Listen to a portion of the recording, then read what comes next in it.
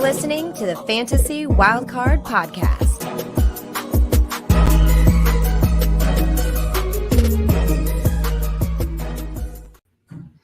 Welcome to the Fantasy Wildcard Dynasty show. I'll be your host this week, Ali. You can follow me on Twitter at FFDynastyGrill. And with me as always, well, we've got the band back together this week. So I'll introduce Kev, the first amazing co-host you can find at Dynasty_GOAT. Kev, how are you doing tonight on this beautiful Sunday evening? It's Mothering Sunday, so I hope you managed to spend some time with the wife today. No, I didn't. I tried to stay away from as much as possible because I'm not very well. Got a bit of a husky voice, a bit of a cough, so I will be trying to mute where I can. But what a way to end the day, eh? We've got the band back together, the bromance, the dream team, the VIPs, the legends. We're all them things. Really looking forward to tonight's show. It's crazy to think that free agency's technically only been going for about, 4 days now? Seems like a lifetime ago since the signings start coming through. So what a crazy week, but what a great way to end it. Exactly. And with that, we'll bring on our other legend, Matt, who you can follow on Twitter at MattFFDynasty. Good evening, Matt.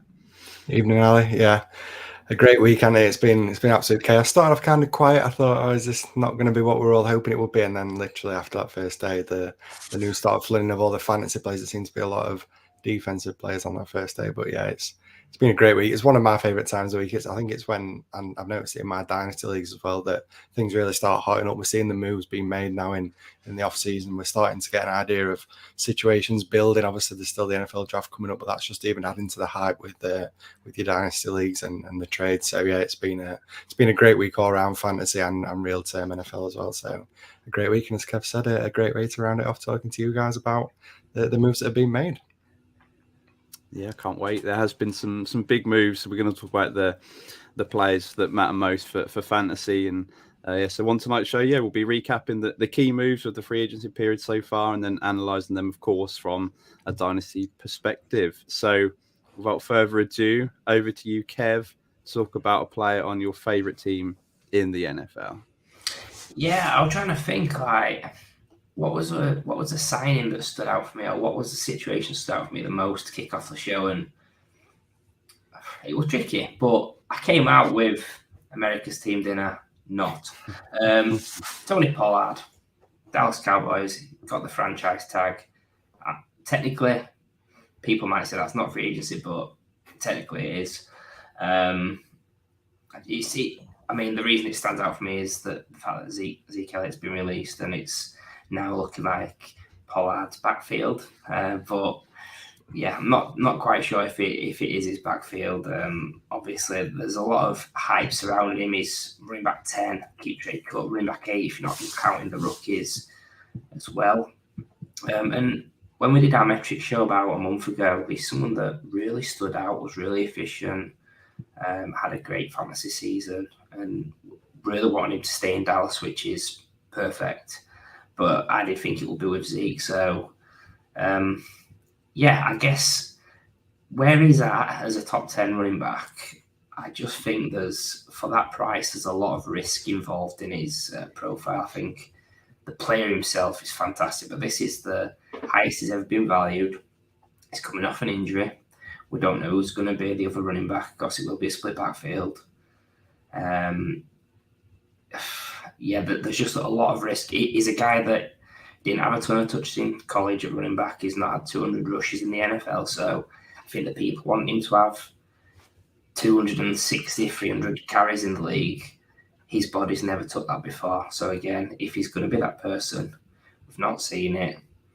Can he do it? Personally, I think if you limit his touches like he has been, you're going to see more of him. But yeah, there's just a lot of stuff that's making it really tough for me to get it fully in on him at his price. And the last point I'll just make on Paul before I pass over to you guys is someone's going to be added. If there's one owner in the NFL that would trade up into round one to take a running back, to take Bijan Robinson, it's Jerry Jones, it's the Cowboys. Bijan went to Texas. You know what I'm saying? I love you. You're painting the picture there, Kev. I think it's been really interesting seeing what's happened with Tony Pollard. Obviously, a lot of people thinking he could move on and Zeke were going to stay in Dallas, but the fact that it's ended up being that Tony Pollard's staying in Dallas, Zeke's being cut. I think the reason why the hype's building is obviously we've seen what Tony Pollard did last year, over 1,000 rushing yards for the first time, 9 touchdowns, and that's alongside Zeke Elliott. So the fact that he's now being cut, I think people are just picturing this being Tony Pollard's backfield. But I'm with you, Kev. I think I'd be shocked if the Cowboys don't take a running back in the first 2 days in the NFL draft, to be honest. And like you said, there's every chance if there was going to be one team that was going to do it, this is the team that's going to go and shoot for the stars and get a type of running back like Bijan Robinson. We know how much the Cowboys love to establish that run. We've seen it for the last few years, and it wouldn't shock me at all. So I think that's the reason why I'm like yourself, Kev. I'm looking to move away from Tony Pollard if possible. The fact that he's RB10, while like you said, I love the player. What he did last year alongside Zeke was amazing, but I just feel like that value is going to take a dip as soon as we get to that NFL draft, and as soon as the Cowboys take a running back, I feel like people start to question should they be valuing as high as they are, and I don't think they should. So while I think he's an elite talent, I think he is going to be great in the NFL alongside a running back in a committee. I just worry that people are thinking this is a Tony Pollard backfield when in reality, I don't think it's going to be. Yeah, to be honest, I would absolutely love to disagree with both of you right here, but I couldn't agree anymore. I think for me, I would actually prefer it if Zeke Elliott would have stayed there, because I love the way this backfield was looking with Tony Pollard's point of view, with Zeke Elliott looking progressively worse the last year of his career, and Tony Pollard just looking amazing. I mean, those points last year where he genuinely looked like the best runner back in the NFL, he was looking great out of the backfield, running the ball and catching the ball as well. So perfect for fantasy.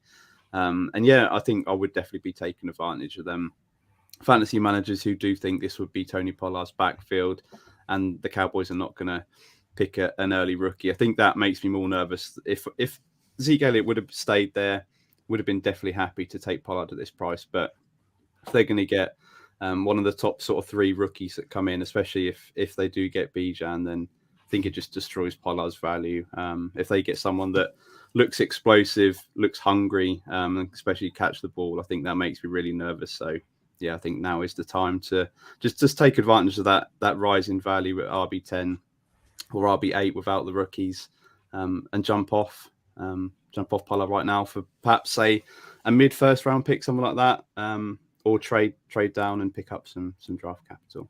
And the thing with Pollard as well is he's 26 next month, and he's not treated like a 26-year-old. I know that the type of player he is, getting receptions, he's potentially going to have a longer career, and people will say there's not tread on the tyres, but his body's never taken this pounding in any stage of college or the NFL. So I'd be shocked if he had 300 carries or 300 touches and held up all season.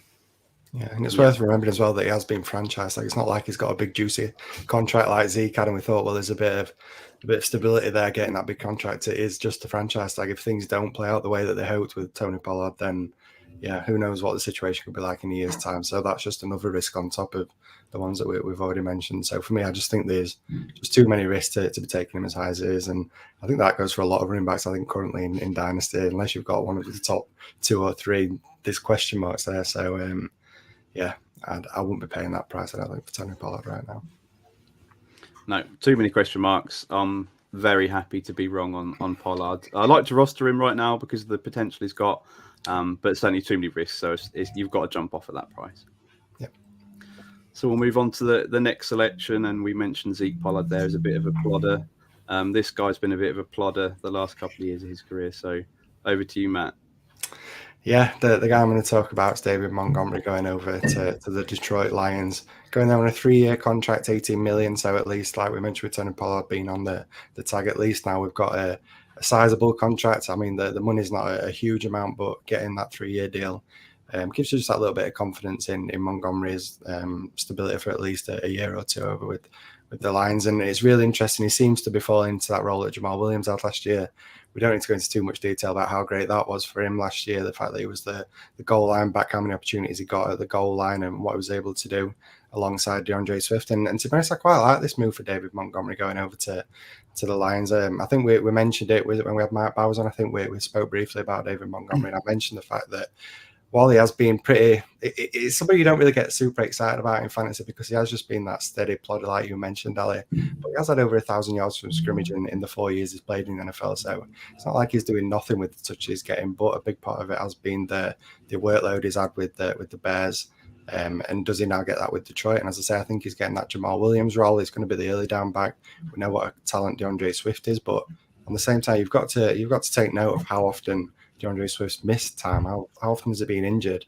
I think that's a key part in establishing the value for Montgomery because he is a back that while he's not been flashy in the receiving game, he's shown that he can do it. He's shown that he can take receptions and add some points in PPR leagues with his receptions. So if anything were to happen again to DeAndre Swift, obviously we're not hoping that he goes down. I'd love for DeAndre Swift to have a full season and be the stud that we know he can be, but we also know there's risk there with Swift. So Montgomery going into that situation with the possibility of being a workhorse if anything were to happen to the other star running back in DeAndre Swift, I think he's great value at the minute on Keep Trade Cut, running back 24, running back 21 if you exclude the rookies.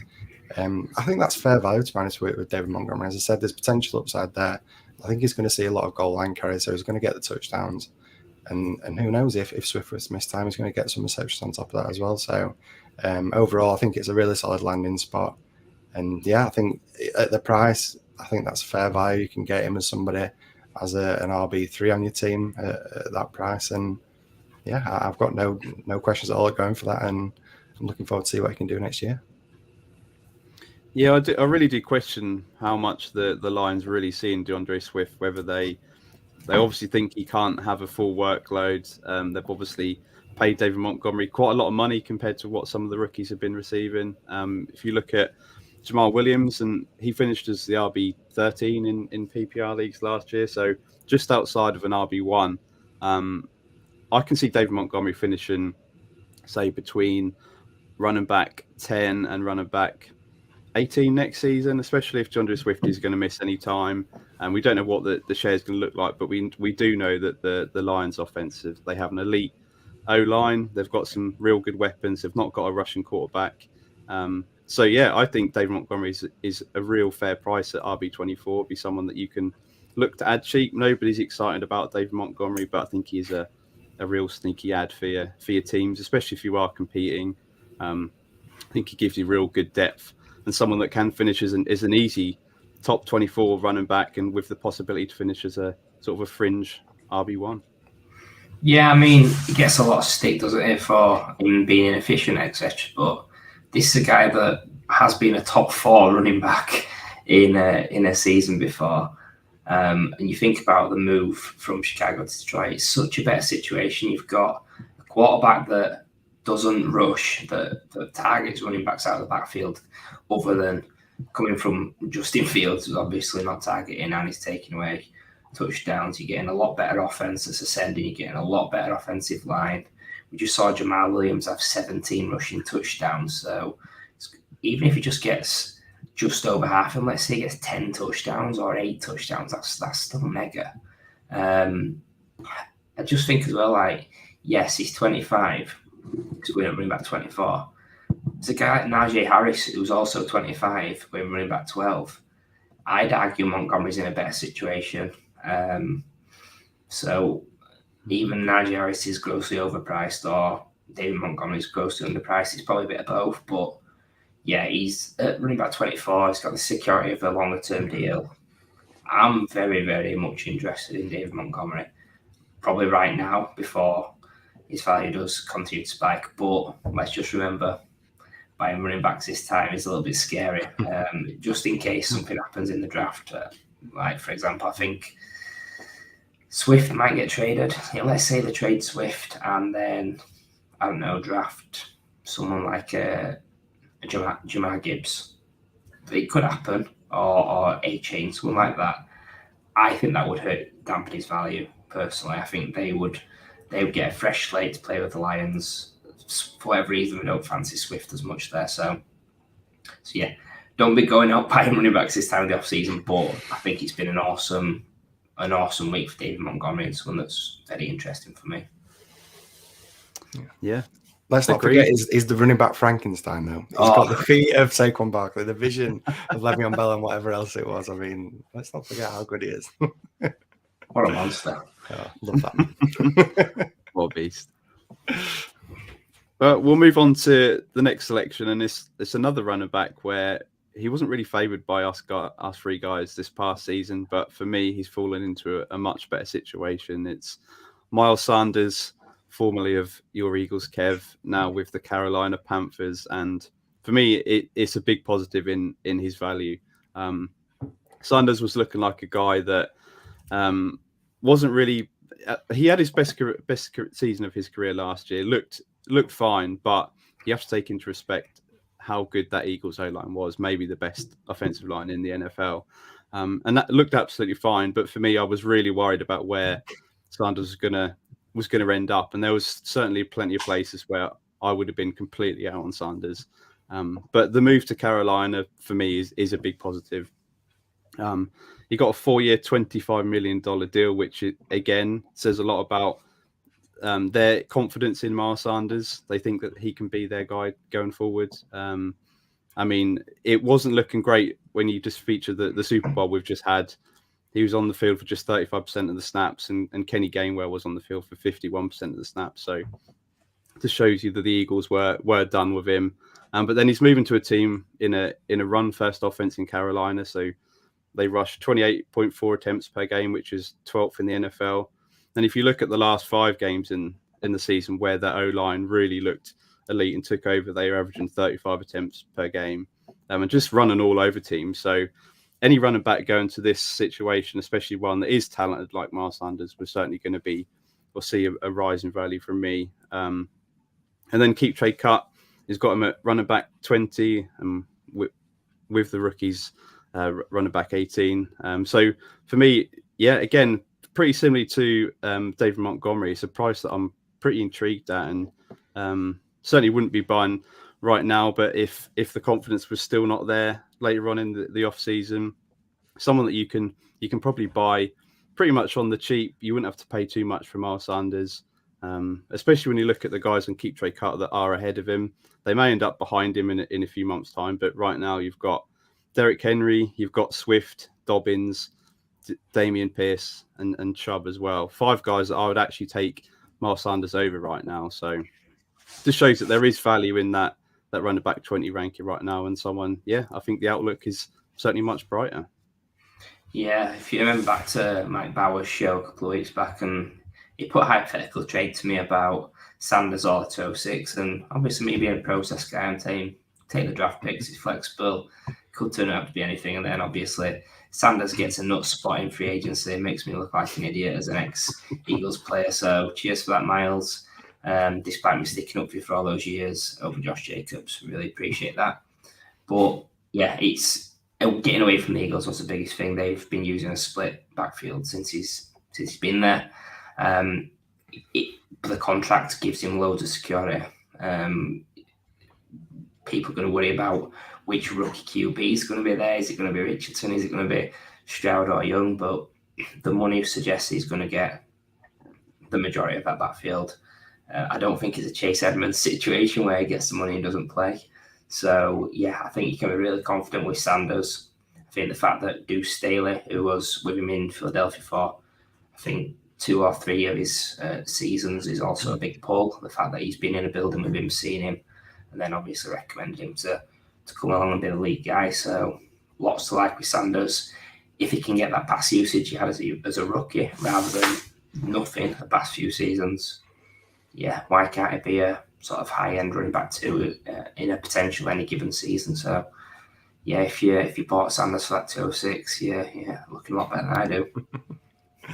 Yeah, I think it's obviously been a great landing spot for Miles Sanders. We obviously had the concerns going into free agency because you just don't know, do you, what the situation plays out like, but he's literally landed in the ideal one on a team that, like you mentioned, Kev, we don't know who the quarterback's going to be, but I mean, if Carolina are moving up and taking that 101, to me, it feels like that's a CJ Stroud kind of move.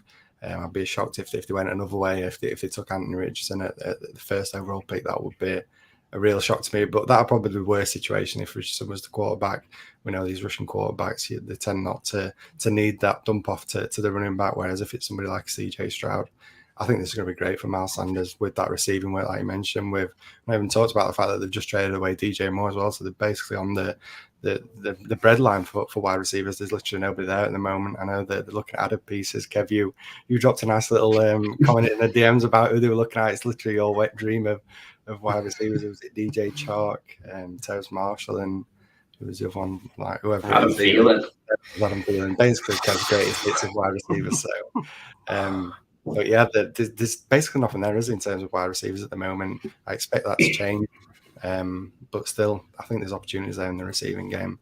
And as I said, they've got plenty of other areas to address that I think they don't really look at running back, maybe later on, maybe a day 3 running back, but that wouldn't be a huge concern for me because I think Miles Sanders is a pretty good talent, to be honest. I think he's been underrated in Philly and what he's done over at Philly. So getting that opportunity in Carolina and being used in a more established role, maybe getting the receptions that we spoke about is going to be great for him in fantasy. So yeah, I think it's a great move, running back 20.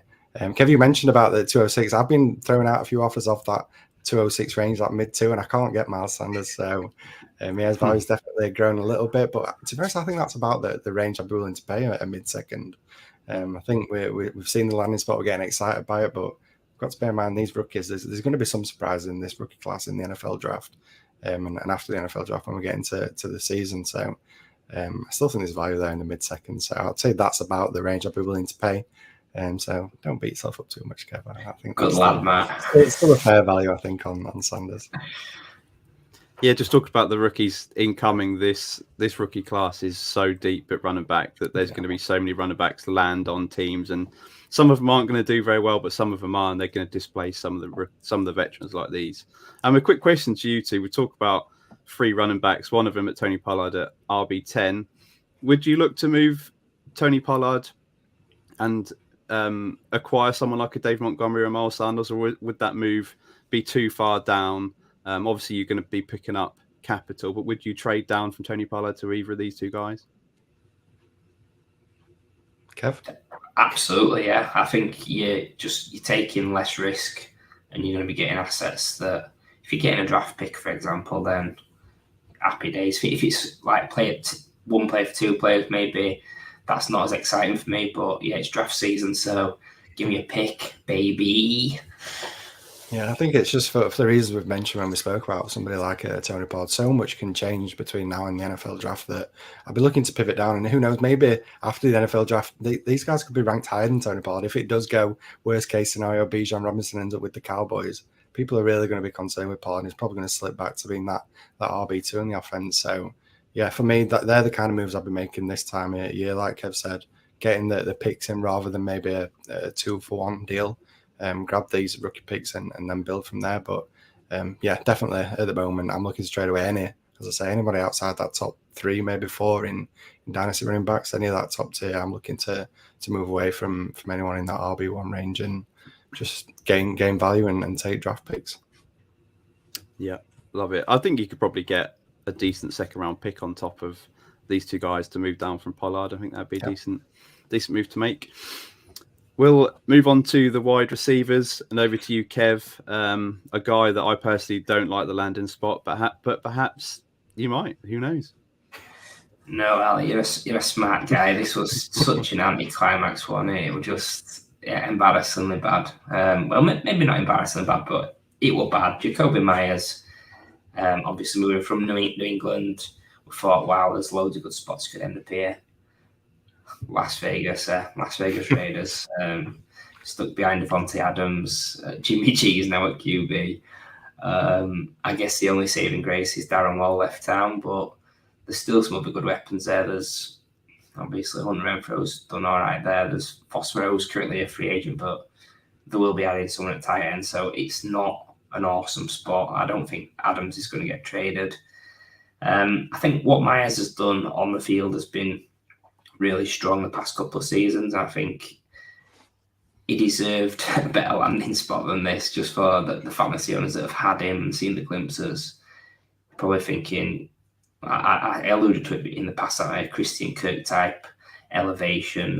Not saying it's going to end up being a top 25 wide receiver, but I just think you could have seen that bump if he got in a great spot, which he hasn't. So yeah, I'm not over the moon with this. If Adams somehow does get traded, then it does get a lot better just based on volume. But yeah, it is a shame. It's funny that New England replaced Myers with the exact same deal for another wide receiver. We'll come on for in a bit, so maybe that's a damning indictment of him as well.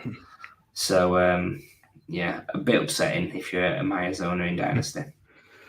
Yeah, I remember when we had Mike Byers on again, another player that we spoke about with Jacoby Myers, and I said I've never been his biggest fan. I think that the reason why people fall in love with him, it's that feel good story, and it went undrafted in the NFL, and the fact that he's established himself as the wide receiver one in New England was great. It was a real feel good thing. That the thing about him never getting a touchdown was getting him a lot of love on Twitter. Everyone was super happy when he got that first touchdown. So it is a real feel good story. But I think a lot of his success has been down to the amount of reception that he had, the opportunity that he saw in New England. And like we mentioned, now he's going to the Raiders, playing alongside probably one of the best wide receivers in the NFL, and Devontae Adams is not a good situation to land in. Kev, you mentioned about Jimmy Garoppolo. To be honest, I don't think that's the worst thing for him. We know Jimmy Garoppolo is kind of that short, intermediate kind of thrower, and Jacoby Myers kind of specializes in that. So I think if him and Hunter Renfrow can get that opportunity and maybe establish themselves having a Jimmy Garoppolo that maybe looks more at their kind of routes, could be interesting. But yeah, overall it's not a great landing spot for him. I do have my concerns that he's not going to get that kind of volume that he saw in New England, and with that, yeah, it doesn't feel great. And wide receiver 43, I mean, it's not a huge price to be paying, but at the same time, I'm not super excited by this offense, to be honest, going into next year. And if I'm picking anybody, it's Devontae Adams, and even he feels going to take a knock next year with Garoppolo at quarterback. So yeah, just not the ideal situation. I'll probably be looking to move away from Myers if at all possible. Yeah, it was just such a anticlimax, as Kev said. It's such a move sideways. It's wide receiver 43. I think he's still probably in exactly the same spot, if not worse, because he's behind a target hog right now, where he was the wide receiver one on a low powered offense. Perhaps Jimmy G's a quarterback upgrade, but then obviously behind Devontae Adams is not great, and it doesn't look like he's going to be moving anytime soon. So yeah, it's not great for Myers. It's a really pretty boring move, and I thought for me he was the top wide receiver on the free agency list. I think he was ahead of Juju for me. I really do rate Jacoby Myers, but yeah, I was surprised to see just there obviously wasn't much of a market for him. You look at Christian Kirk's deal; he got that $72 million deal last off season, and now Myers got less than half of that this year. It's just such an anticlimax. Thought he was going to get a big deal and land somewhere where he could be wide receiver one, like the Texans, like we mentioned a few shows ago. That would have been great, or even someone like Dallas would have been better. But yeah, really not looking forward to Jacoby Myers next off season. I think you just got to hold him if you have him, because I think everyone's got that opinion where it's pretty disappointing and nobody's really excited to go and grab him. So yeah, we'll move on to his former team, a wide receiver that's landed on his former team, and over to you, Matt. Yeah, Kev said it quite nicely. I was speaking about Jacoby Myers, and now we're going to talk about his predecessor in Juju Smith-Schuster going over to the Patriots and going on a 3-year deal, $25 million. Like Kev said, that's pretty much what Jacoby Myers has got at the Raiders. So the fact that he's getting paid what Myers would have got to stay there is kind of indicative, I think, of how they view Myers and maybe what they've seen in Juju Smith-Schuster, bringing him in as his replacement. I'll be honest, I really like the situation for every reason why people love Jacoby Myers. I think is the reason why you have to love the situation for Juju Smith-Schuster going in and being that slot wide receiver. That is where he's successful in the NFL, is the short routes, the slants, the out routes. Just not really. He doesn't really specialize in the deep ones, the vertical routes, but underneath is where he specializes. And Mac Jones, we know he loves to pepper those short targets. So I think this is a great situation for Juju. It feels crazy, the fact that he's leaving the Chiefs, a situation that we thought would be incredible, one of the best offenses in the NFL, Patrick Mahomes as quarterback.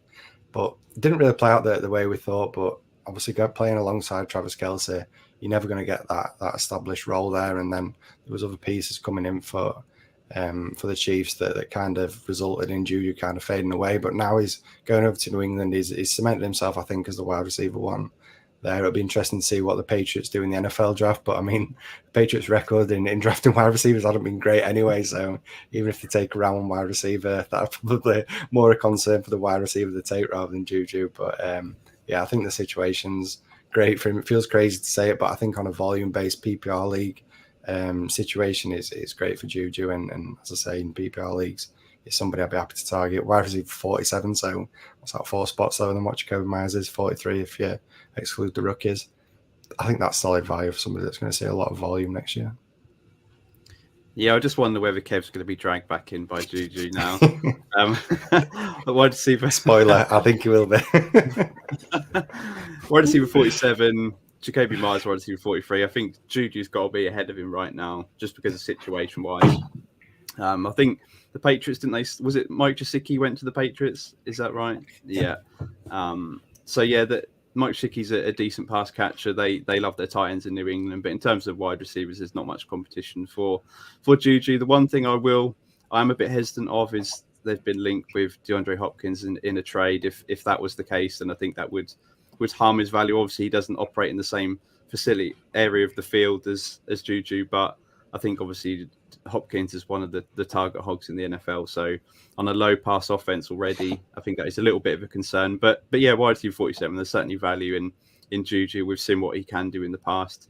He's finished as wide receiver 1 before, and he's still fairly young. So to get that security of that deal, yeah, I think there's definitely value in wide receiver 47.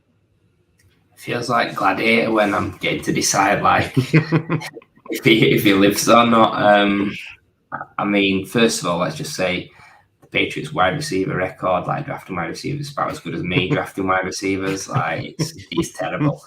But yeah, I think first of all, moving from Patrick Mahomes to anyone's going to be a downgrade if you're just reading it on the situation. But the Mahomes situation wasn't great for Juju in the first place, and the fact that he spread it around, he got 3? He got a really low number of touchdowns compared to Mahomes' total. It was crazy, a little bit like Darnell Washington's in college, but tight end joke there. But yeah, I just think Mac Jones, his rookie season, potentially looking pretty decent, looking efficient, look like a poor man's Joe Burrow, like a really poor man's Joe Burrow. But if he can get back to that form, he's got a guy like Juju that's going to help him. He's got Gesicki as well, a guy that I really like. I hate the landing spot for him as well. But yeah, Juju at that price, I've got him everywhere already, so it is difficult. But yeah,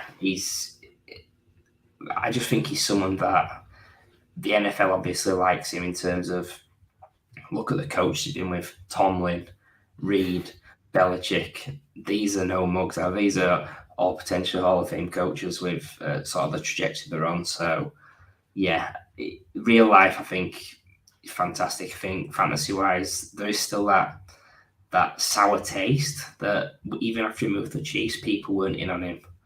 I think while he stays this low in price, he's going to be a bargain for someone, and it's probably going to be me. Yeah, it'd be interesting to see where his value does end up, because it's certainly going to rise from wide receiver 47. Hopefully, it doesn't get too high, but perhaps it'll rise up a few spots. But certainly, someone where I think his value is going to rise is the next guy. It's DJ Moore, who found himself on a new team with that bumper deal in Chicago Bears, moving down from pick 1 to pick 9 with the Panthers. And for me, a lot of people I've seen are getting excited. They've labelled, oh, this is just like when Jalen Hurts got AJ Brown. This is going to be exactly the same for Justin Fields. The sky's the limit, and I just think you need to temper expectations there. It's just not the same move for me. For DJ Moore, I love it for Justin Fields. For DJ Moore, I think it's a sideways move, and a lot of people say DJ Moore's never had a decent quarterback. Justin Fields could be the most talented quarterback that he's played with. But in terms of the overall offense, the passing volume, it's still not going to be there for DJ Moore. So for me, he's a big sell high. Chicago, looking at the stats from 2022, they averaged 22 pass attempts per game, which is a historic low. There's only 3 teams in NFL history that have increased their pass attempts by 10 or more the following season. So that's not a very big grouping, and even then it'll put them on 32 pass attempts per game, which is still only 21st in the NFL. So bottom half, So it's unlikely that the pass volume is going to go up. I think it will go up, but I don't think it's going to go up a massive amount. Just looking at his ranking on Keep Trade Cup, wide receiver 19. I think that's going to increase the next few weeks and months. I think a lot of people, are getting excited with this link up with Justin Fields. We know DJ Moore is a really good wide receiver. I wouldn't say he's an elite wide receiver. He puts up 1,000 yards every season, but it seems, and he doesn't score the touchdowns. So for fantasy, he's a good player to have, but he's quite frustrating to own as well. And then just looking at his rankings, I'd be pivoting down. I'd be selling high on DJ Moore right now, and there's a few wide receivers ranked below him that I would trade down to pick up some capital, like even Deebo Samuel. You've got Michael Pittman, you've got Christian Watson, Jerry Jeudy, and Brandon Ayuk. They're all guys that I'd rather own right now than DJ Moore. And with the hype, personally, I'd be moving off DJ Moore and I'd be trading for those guys and picking up some upcoming draft capital. Yeah, I think you summed up really well. It's a win for Justin Fields owners, but DJ Moore he's moving like a crab in his sideways. So I can't see the hype myself. I think DJ Moore, he has just been hype all his career, if we're honest. The fact that everyone's been expecting him to make that leap and be a wide receiver one in Dynasty.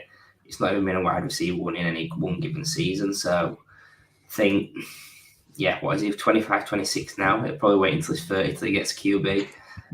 You can't keep blaming on QB. Come on, he's got to become efficient at some point. And do you know what? It might be Fields in the future, but they will have to change the philosophy of that offense. They'll have to have more pass attempts because I can't see it happening with the lower volume they've got, just based on the DJ Moore's not being an efficient wide receiver. He's had loads of targets.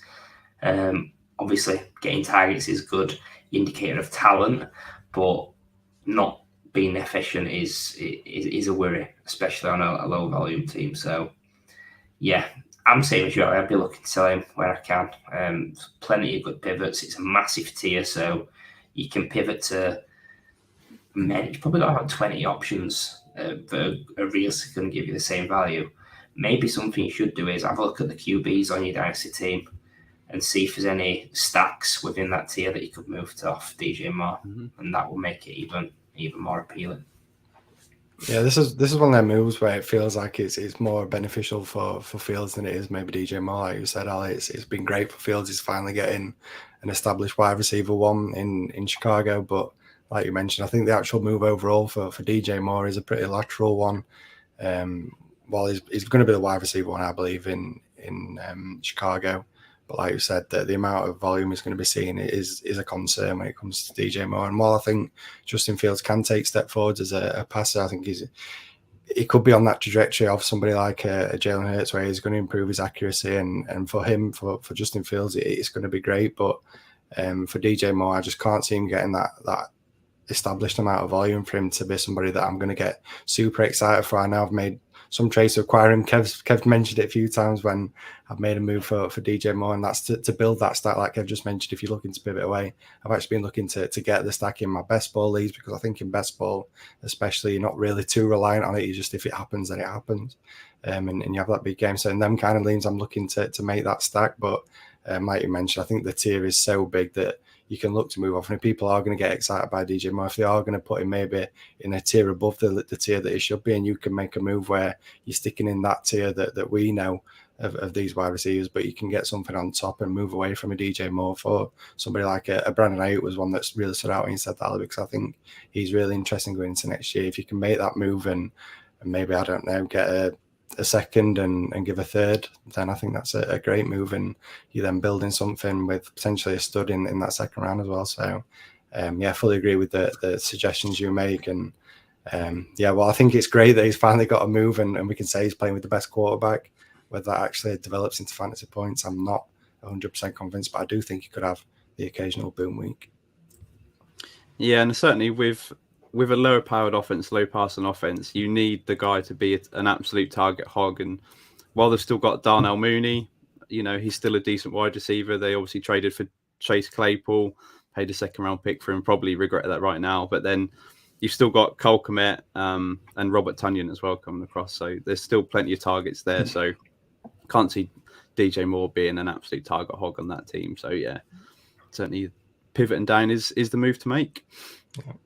Well, we haven't spoke about any quarterbacks yet, so we better change that now. And over to you, Kev. Who's the quarterback you want to talk about? Well, before I get into the quarterbacks, I just want to ask you two guys, who do you think's been the biggest winner of free agency from a dynasty point of view? Come to you first, Ali. Any position. Any position? Yeah. Well, I think you might be setting this up rather well because the guy that you're about to talk about is a massive winner. Yeah, I'm not saying it. I know Kev's looking for the layup, and I'm not. I'm not saying it. I think David Montgomery. Montgomery is a winner. I'll give you that. He's a winner, but whether he's the biggest one, I think. Yeah, the guy I'm talking about, I think he's the biggest winner, hands down. It's going to pain Matt for to hear this, but it's Daniel Jones of the Giants. I mean, what a perfect offseason he's had so far. He signed a long-term deal, 4-year deal. There's no outs for the next 2 seasons, which is all I'm bothered about for Dynasty. Saquon Barkley's still in town. He's then added Darren Waller, who, when he's playing, he's a top 5 tight end in the league. Adding slot wide receiver, Paris Campbell, Slayton's back. Wan'Dale Robinson, he's going to come back from injury. So it's just been an absolute perfect season for him. The fact that a smart coach in Daboll has essentially tied his course to the mast and really backed him on this. Someone that's had time with Josh Allen and maximised Josh Allen. Not saying the same talent of player, absolutely not, but he's helped get the most out of Josh Allen, and I think he'll continue to do that with Daniel Jones as well. I do agree that with the consensus really that as a passer, he's not been amazing to kick off in the league, but this is fantasy. A lot of it's done with his legs. He's had the replacements at wide receiver, honestly. He's done so well to sort of maintain and be a QB. It was QB1, like QB8 or QB6 or something last season. So, yeah, very, very happy if I'm a Daniel Jones owner, which I am. And, I personally believe that he deserves to be in the top 12 without rookies. I think he's going, QB 16 with the rookies, QB 13 without. So, Mark is pretty much where I am. I do think he deserves to be top 12 QB1. And depending on what happens in the draft, let's say they land a big hitter, I don't know, Jackson Smith and the Jigba or Addison or someone like that, and people are going to be getting very, very excited, but I'm already there.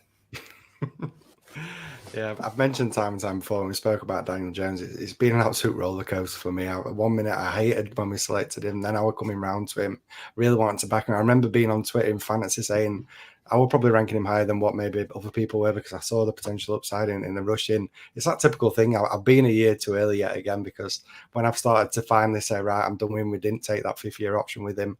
I thought, right, this is going to be one of those down years. We can get a new quarterback and go again. So Daniel Jones in fantasy is basically done for me.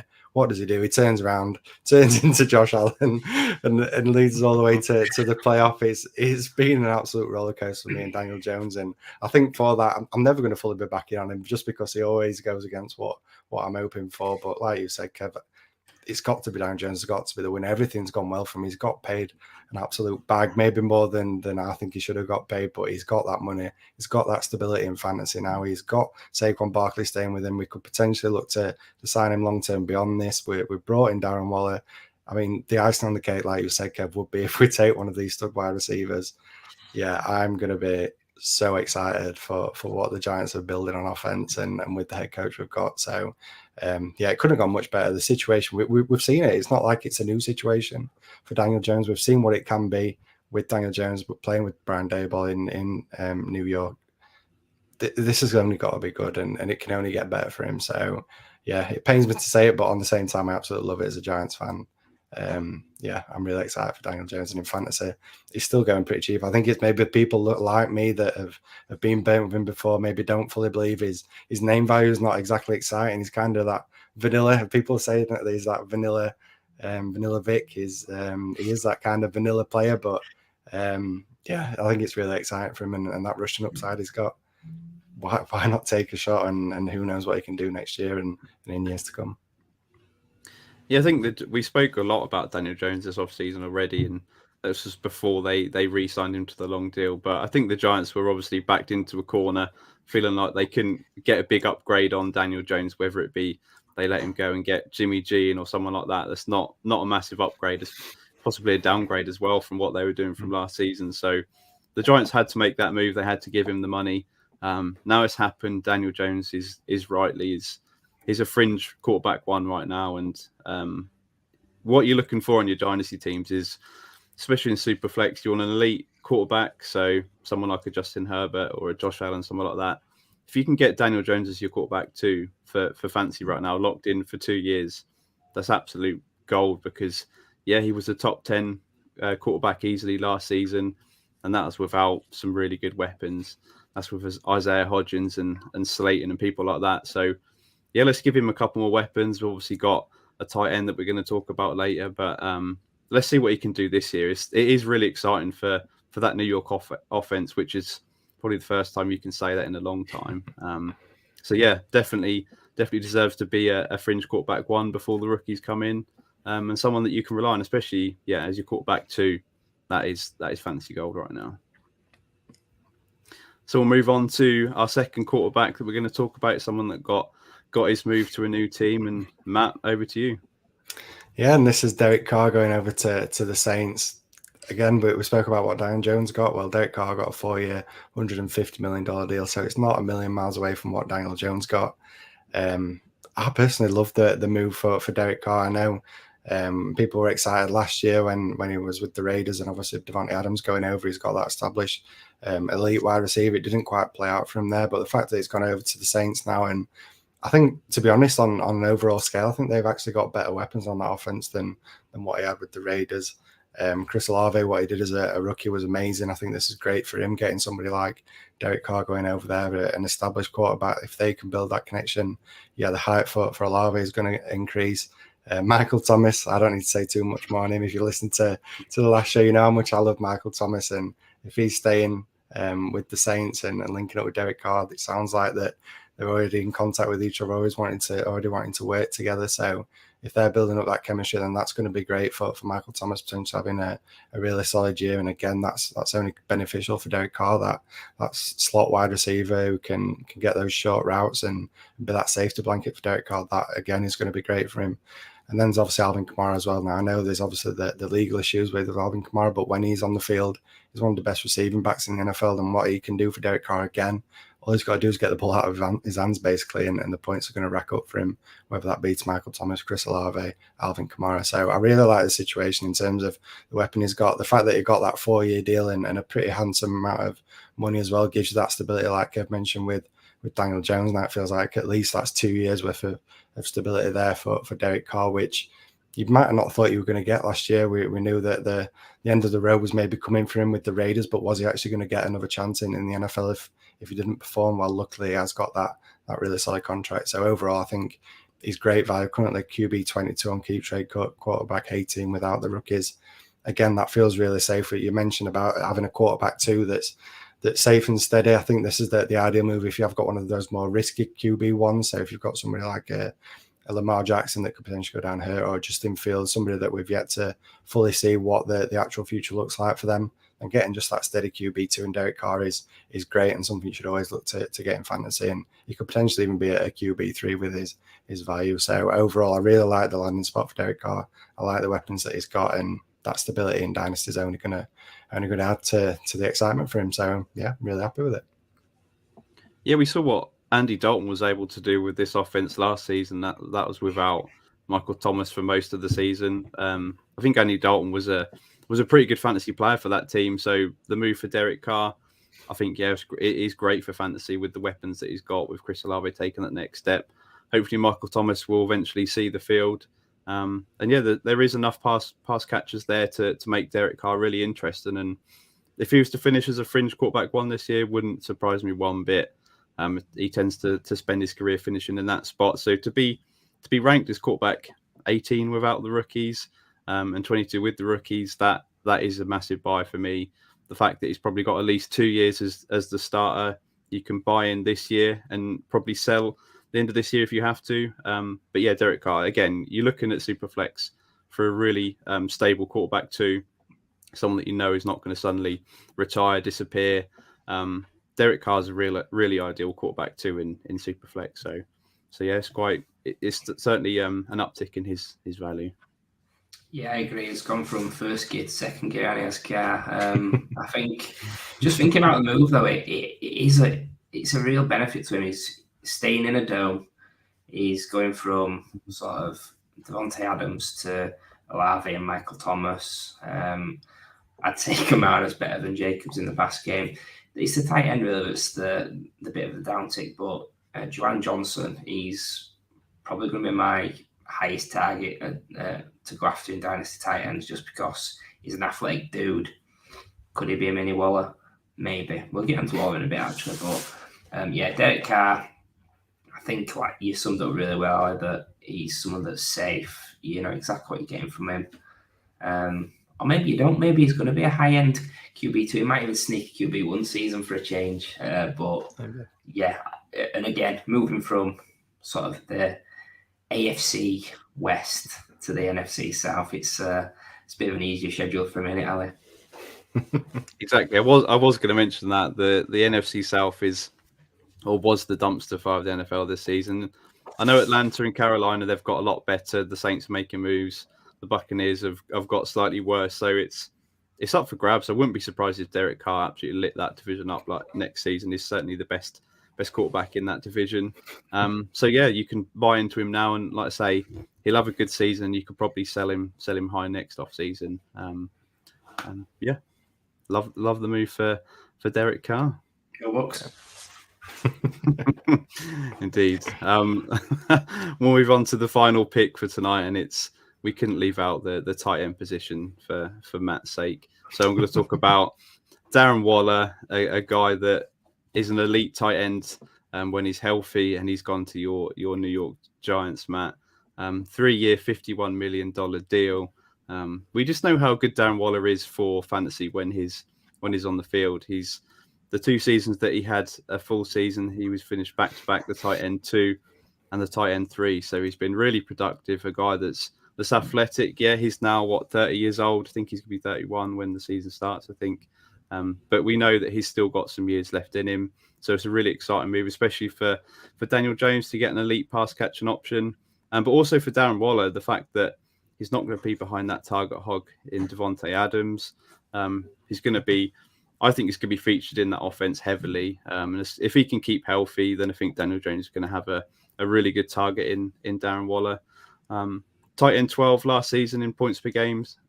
We've obviously had his injury struggles, but now there's certainly much less competition when you look at who he has got available. And Paris Campbell, who's someone that I've always really rated, but he just can't seem to stay healthy and put it together. We've got Darius Slayton and Sterling that have re-signed this offseason, and you've got Wan'Dale Robinson, who can hopefully take the next step, and Isaiah Hodgins. So it's not a list of elite wide receivers. Darren Waller's probably right up there as target 1 or 2 in this offense right now. So I think if he can stay healthy, the sky's the limit. And like I say, is keep Trey Cut is tight end 9 right now. I think there's certainly some value there. I'd certainly rather have Darren Waller going forward than someone like a Pat Fryermuth, who's a lot of dynasty managers are still really high on. Yeah, it's an interesting one with Waller. Obviously, I love Daniel Jones because I'm the president of the Daniel Jones fan club. But I just think with Waller, he's got a lot of money. He's not got a lot of tread on the tires either. He has had the season where he's had over 100 targets as well. So I think he'll be the main man in this offense, despite there being quite a few faces there. I think where he's going in Dynasty, it's appealing because he's one of the few outside of the top 4 or 5 that can actually finish tight end 2 or 3 on the season. He's sort of like a better version of Zach Ertz has been the past few years, where you get him a little bit later, but you know that if he stays healthy, he's going to be a top 6 tight end. So I think it's been a nice spot for him to go to for the Waller owners in Dynasty. The fact that if you've rostered him the past couple of seasons, it's not been what you expected. So this is a nice bounce back spot for him. I'm going to give a lot of time to Matt now because it's talking about the Giants, it's talking about a tight end. This could be interesting. I mean, it's an absolute match made in heaven, isn't it?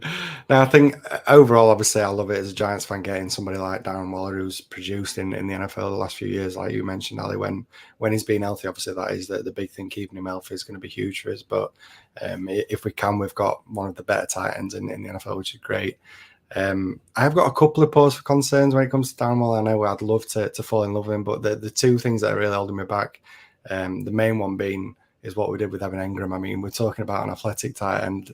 This guy was like creme de creme when he came into the NFL. Everyone was super excited. Had that huge year one, but beyond that, what we've been able to do with him has been a real disappointment. So that would be my one pause. And then the other one is what we saw last year at the tight end position. I know now obviously it was only Daniel Bellinger, but he only had 30 receptions, I think, for like 270 yards and a couple of touchdowns. So I appreciate he's obviously a rookie, but I just do worry, what does the offense actually look like with an elite tight end? Can they all work together? Can we actually have an athletic tight end that we can rely on in fantasy and obviously for the Giants?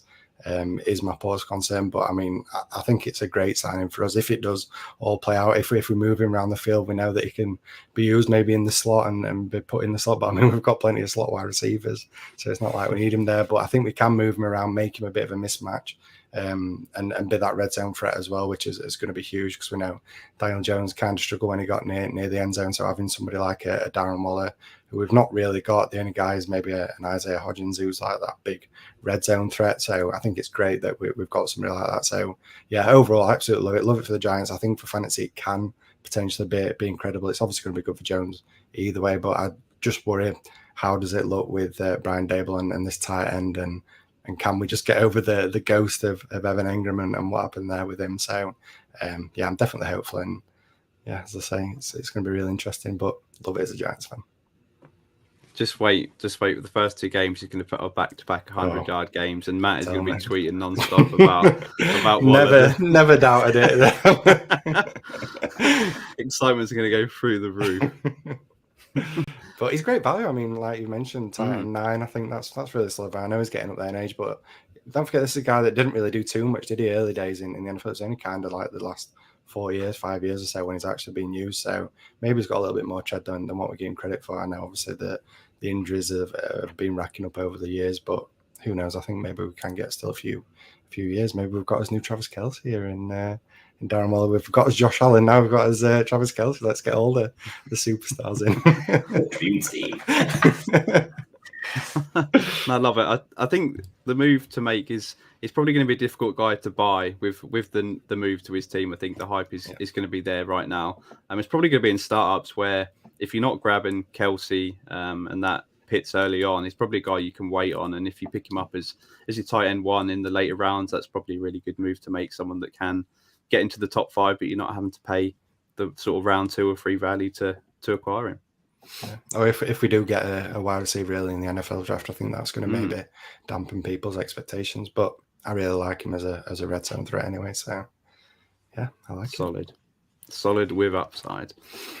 So yeah, with that brings us to the end of tonight's show, where we've recapped the big players in free agency from a dynasty point of view. So thank you for tuning in. Be sure to follow us and subscribe on Twitter and YouTube at Fantasy Wildcard and at Wildcard Dynasty. And then join us every Wednesday for our show. So thank you once again. Have a good one.